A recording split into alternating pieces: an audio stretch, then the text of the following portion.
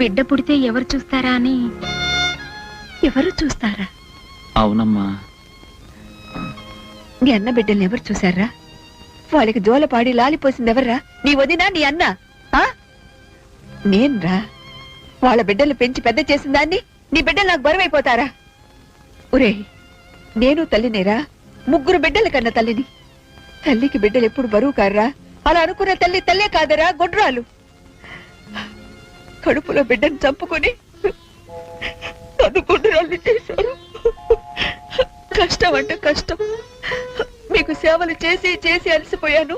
ఇక నా వల్ల కాదు అని మీ దగ్గర ఏడ్చాను కాదు. ఆడపిల్లంట, స్కానింగ్ అంట, వద్దనుకున్నారంట.